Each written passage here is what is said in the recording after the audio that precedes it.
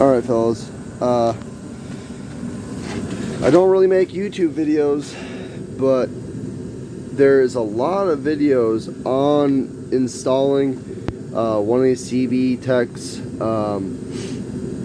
on your machine, and then people tuning them. Like they drop pennies in them. I've only seen a couple videos where someone actually adjusts them with pennies. Other than that, they just say what they're doing to it. They don't say why. They don't say this is why you put this weight in, or this is why you put this spring in. And I've been talking to a lot of people, and I figured I'd make just a quick video. I don't really know how quick it's going to be. We'll see how quick it is. And I'm sorry if the heater's loud in the background. Actually, I'll shut that thing off right now. By the way, I'm running 2008 Renegade 800 on 27s currently. It's going to be going to 25s because I want to set it up kind of for GNCC. I like technical stuff. So on 27s, yes, the 09511017 spring is good, because that's 200 initial and then a 1600 finishing weight, which is good for the big tires. They sent this clutch out with 14 gram weights, which if you like a higher RPM engagement, like this thing's engaging at 2500 RPMs. So if you want it to engage at a lower RPM but not affect your overall transition, I was told you put a 120 1600. So the initial force to get up against the belt and actually engage is lighter, but the finishing weight is still the same. So you could keep your transition and everything, but you would be grabbing sooner.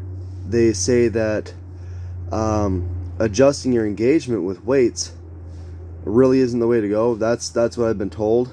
I'm compensating right now. I don't like that higher engagement. I don't like 2500. It's really rough. You can hear it bang the helix in there. I don't like that. I ended up putting 2 pennies in each weight. So 2 pennies is 5 grams extra, so I'm up to 19 grams per weight. And I'm getting at about a 1900 RPM engagement, which still isn't where I want to be. I'd like to be like 1700 to 1800, because I want that torque right away. I'm going to be doing a lot of technical crawling. I like that low down engagement, especially that RPM. I don't want it grabbing really high and spinning the tires. I want the tires to kind of creep. So that is what I was told. So I have an EPI SRER 14 spring in my secondary. That I guess it's really not necessary. I know that some people run that Dalton, I think it's black and yellow spring in there. This EPI spring is just slightly stiffer, not by much, only by I think 20 pounds or so on the 2.9 and the 1.9, as far as it being closed. So I like this spring because when I'm running, when it shifts over and it's on the outside of here, and by the way, with set up right from how they sent it to me, the 1017 spring with the 14 gram weights, this thing was finally getting to the outside at like 7,500 RPMs or something. I don't want to be screaming like that. I don't want to even come close to screaming like that. I know these things can rev out to 8,000. I don't want to push it. But anyhow, that spring being stiffer, when you let off the throttle, it's going to transition back to how it's sitting now quicker. So if you're in the woods doing technical stuff, you want to be in that torque a lot. but you also want to be able to take off quick. So when you come out of a corner, you want to be back into this type of situation. You don't want your belt riding up in here and this being open, because you're going to still be in like the speed transition. You don't want to be in that when you're taking off. So I set it up stiffer, so when I go to slow down, it's getting to this point quick. So I'm back in the torque, and then I can take off really fast. It's got a good hole shot, which I guess really doesn't matter unless you're actually racing. But I like how it snaps back like that, because I know when I let off the throttle and I pin it again, I have torque when I want the torque. And so with my weight adjustments and with that spring adjustment, I got it set up pretty good right now. The full shift out is about 7,000. My engagement is about 1,900. So I'm happy with that. That is 19 grams of weight in each weight, with the 1017 spring and an EPI SRER 14 silver spring in the secondary. But that's also with these 17-inch tires or 27-inch tires. Now I will be switching to 25s because I don't like the big tires. I got it this way. I'm basically just working with what I got. But I will be getting 25s. When I get 25s, I also have a 1011 spring coming. That spring is a lighter spring in both the initial grab and following that.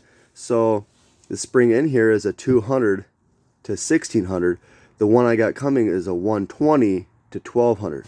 So it's going to take less force to engage the belt, which is what I wanted initially. So I won't even have to use the pennies anymore. The initial force of grabbing is going to be good. And the 1600, you want a 1600 for big tires because it keeps you, it's stiffer at that 1600 point.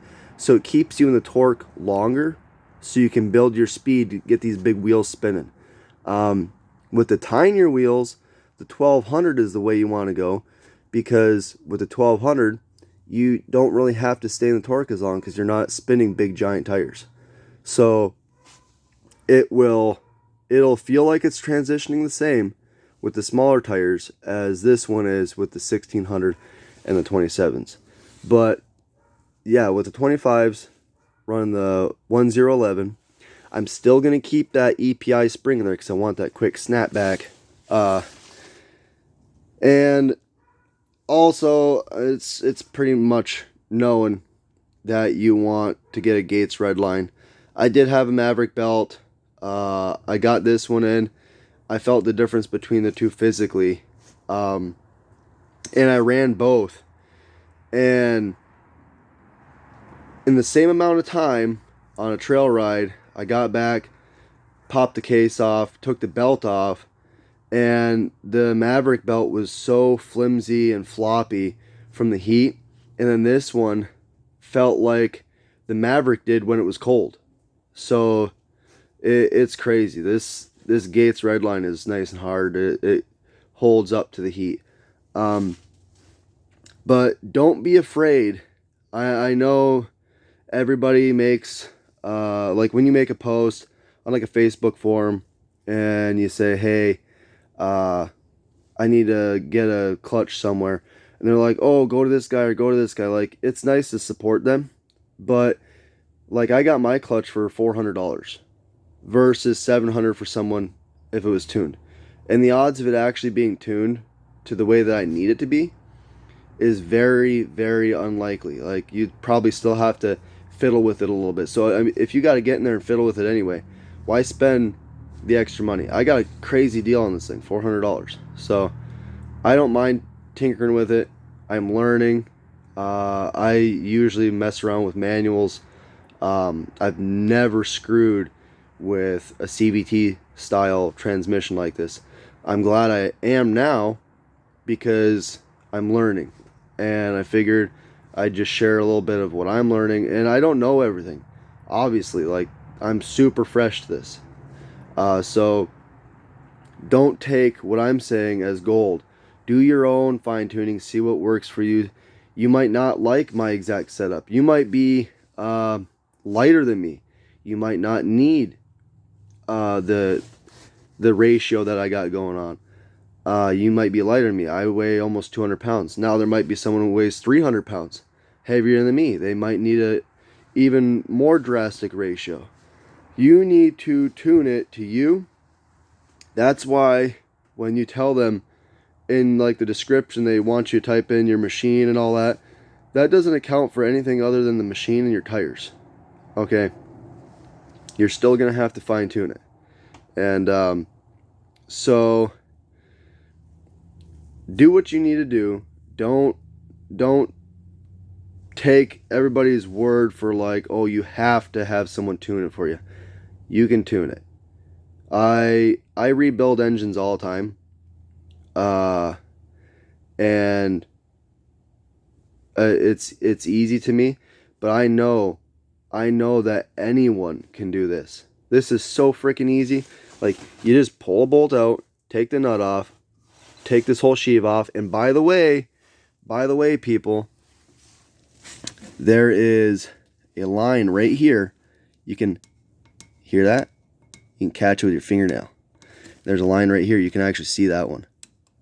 Those need to be lined up. All the videos I watched, no one ever talked about that. These are phased with each other. This whole thing was zeroed and balanced as a whole. So they put them hash marks on there so you can put it back together. Now there is no marks on here.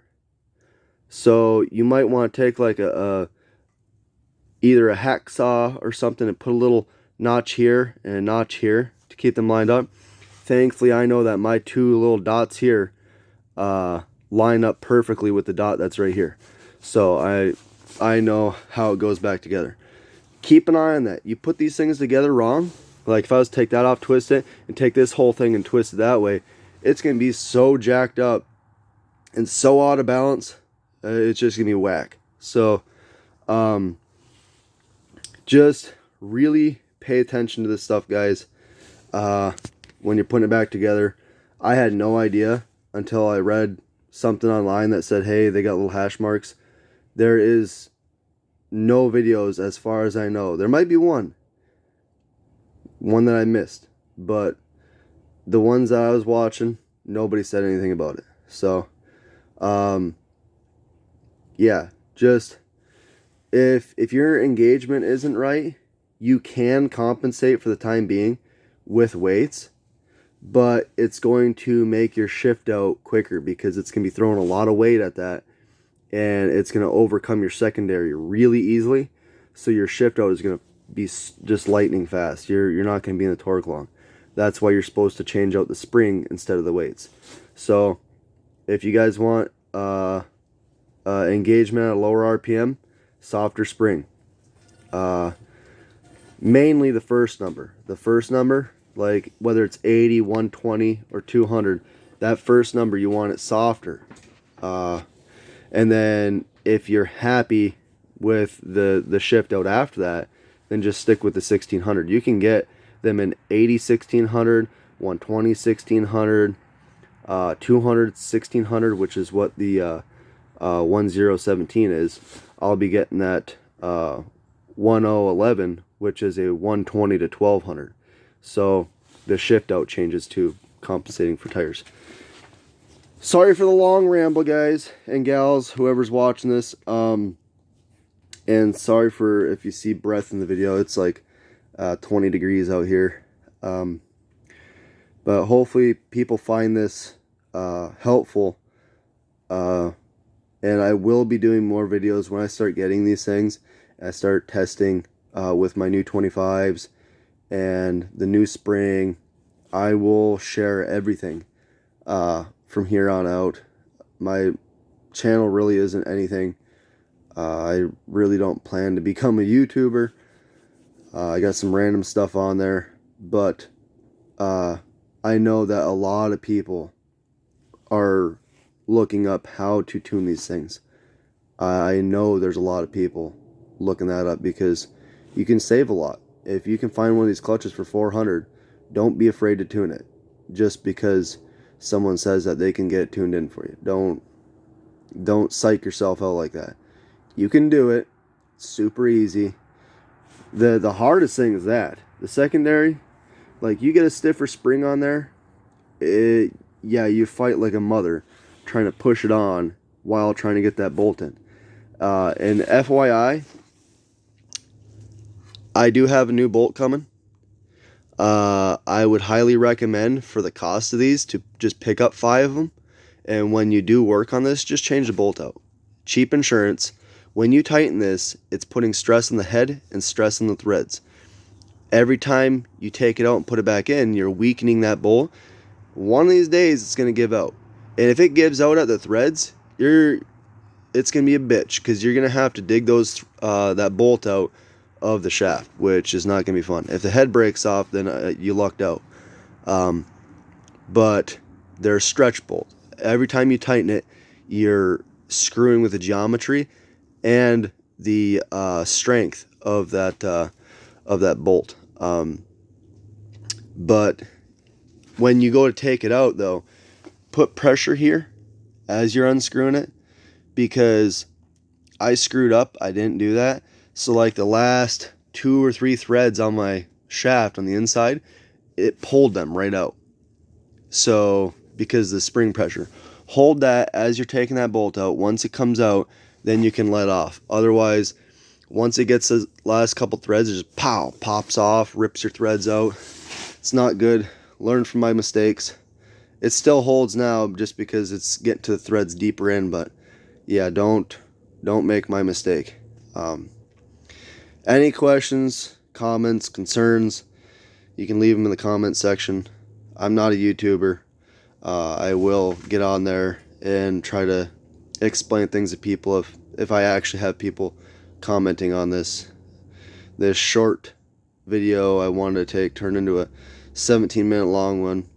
But I know I was watching videos that were 30 minutes long, and I was happy to sit there and just learn. As long as I'm being helped, I'll watch an hour-long video. I don't care. If I get something out of it, then cool. It was an hour well spent. So you guys all take it easy. I will try to get more videos out when I get more parts in to tune this more from different tires. And who knows, I might even put up some videos to show my like top speeds and stuff with the setups that I get, and also videos of the transitioning and at what RPM it actually transitions at, if you guys would like videos like that. So take it easy, everybody, and see ya.